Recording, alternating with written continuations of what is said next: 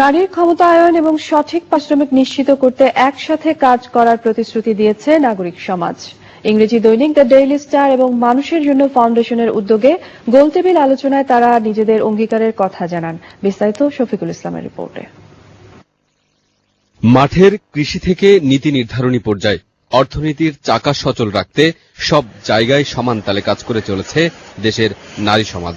তবে নারীদের অফিস বা কারখানার কাজের অর্থনৈতিক মূল্য থাকলেও গৃহস্থলী কাজে তা নেই।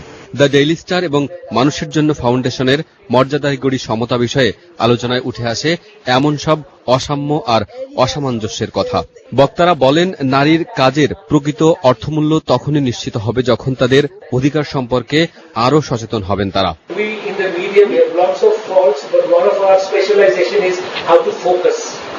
How to bring out one particular issue and highlight it, and this is the time to highlight the economic contribution of the women. মনে হচ্ছে যে তাদের এম্পাওয়ারমেন্ট এবং তাদের সামাজিক অবস্থান তৈরি করার জন্য পলিসি ইস্যু যেগুলো নিয়ে কাজ করছে, মিডিয়াগুলো আরো ব্যাপকভাবে ইস্যুগুলো নিয়ে তুলে ধরতে পারে। আবারও আমি মনে করি মহিলাদেরকে তাদের জায়গা থেকে অনেক সোচ্চার হতে হবে। So proudly say that the farmers of Bangladesh have made miracles in the way Bangladesh has become self-sufficient in food. But we never say that more than half of that is the contribution of women. If the activists come together, try to motivate the society, that could bring some good results.